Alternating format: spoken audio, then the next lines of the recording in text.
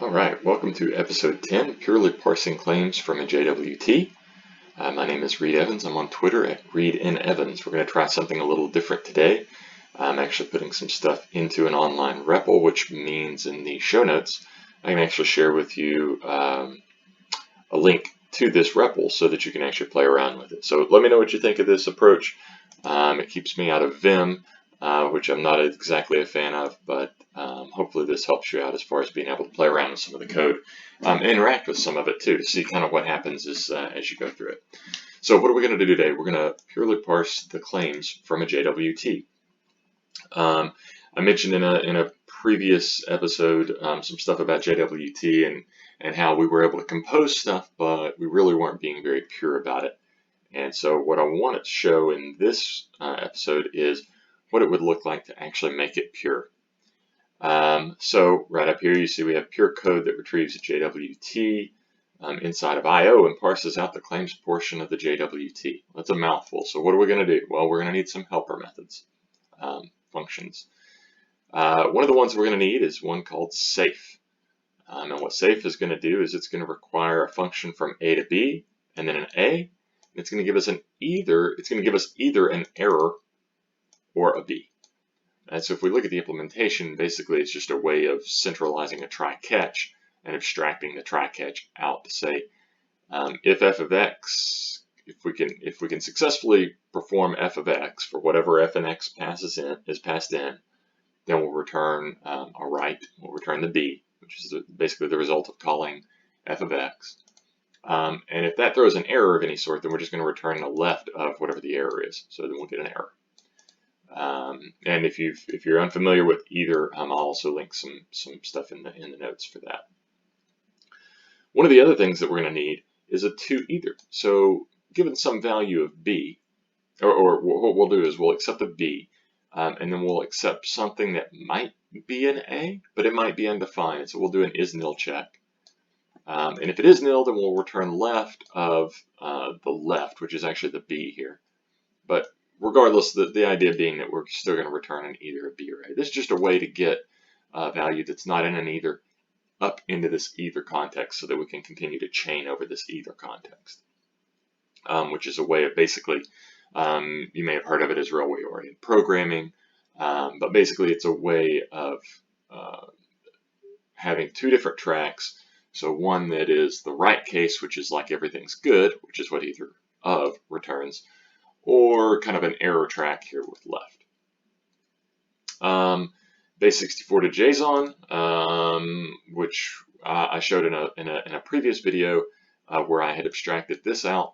But in this case, we're going to wrap JSON parse in safe because JSON parse will throw exceptions if that string value you pass to it isn't valid. So it's going to get past JSON parse. It's going to get partially applied to this safe. And basically what happens is when this is run, it takes a string, passes that through to A to B, which just does the base64 decoding. And then it's going to take that decoded string and pass that and fulfill the X argument with safe. So that's why we end up taking a string and we get this either an error or a, whatever the object is that's going to be returned. Got a few other little helpers here, nth. Basically what nth is going to do is we're going to take the nth value of an array. Obviously that may not exist, so you may have an array of 2 elements and you try to get the third element from it. And so here's where we use our to either. Basically we're saying to either.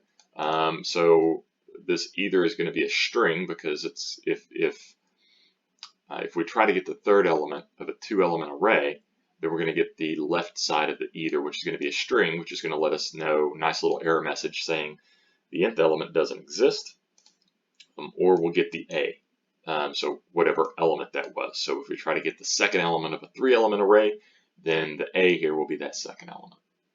So now what we'll get to is we actually compose all this stuff up together. So the first thing that we want to do is we want to call to either, and this basically validates that the value passed is a value that we can kind of deal with. And so we're going to call to either, and if the value there is not valid, is nil or anything, then we'll be able to return the left side and say that the value passed was nil. We're going to split it on the dots again because, once again, the JWT is separated, dot separated, 3 elements. So we're going to split that, which is going to give us an array. We're mapping over this because the toEther is going to return something in the either context, and we want to only deal with what happens if we're on the right side of that, not the left side. So map, because either is a functor, we can call map on it and actually deal with that. That will then get passed to the chain of safe inth, and the reason that this is chain rather than map, because safe inth also returns an either. Because it returns an either, we want to chain that rather than mapping over that. If we mapped over that, then we would get an either of an either. And so what we could do is just call chain, which is the Fantasyland spec for that. You may have also heard that as bind or flat map. And then you see we also end up doing a chain on the base 64 to JSON, because once again, base 64 to JSON returns something in the error context.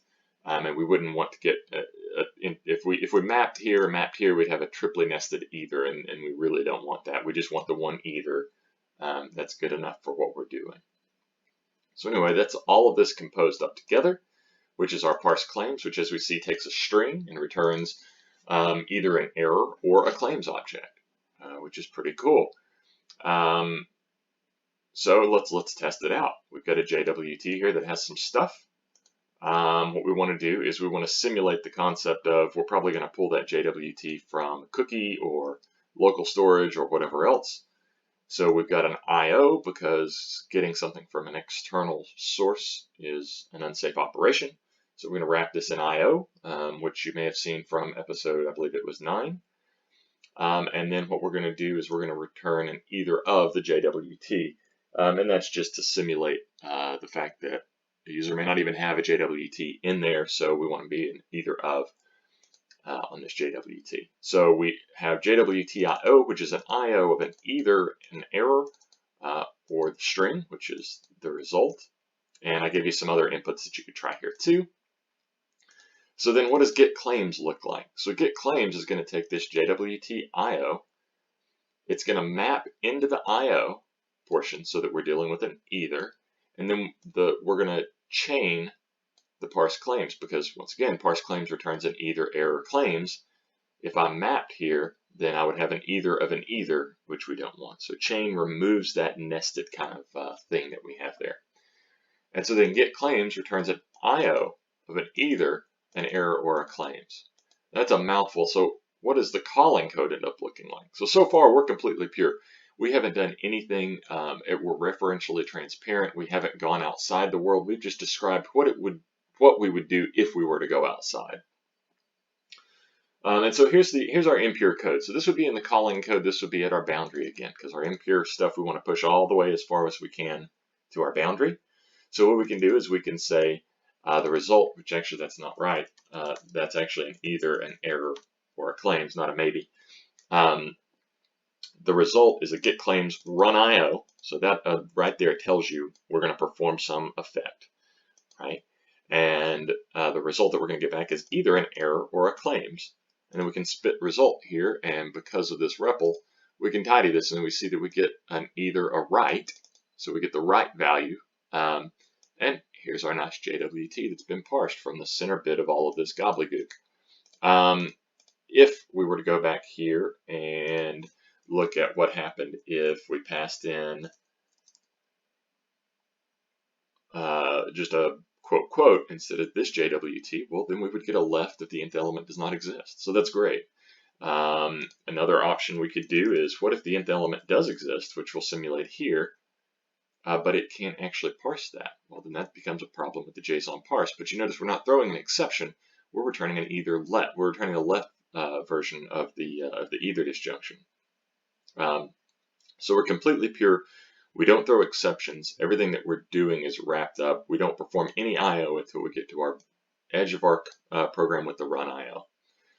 And all of this is pure. So I'll put the link in the show notes to this, but this has been a little bit longer of an episode today, but I just wanted to show what it would look like if you're composing all of these things together and you're doing everything that you want to pure with functional error handling with our either, and then also mitigating our effectful code and pushing that effectful code of actually going out, theoretically going out to local storage or something else to be, or the window object or whatever you wanted to do, some external global state.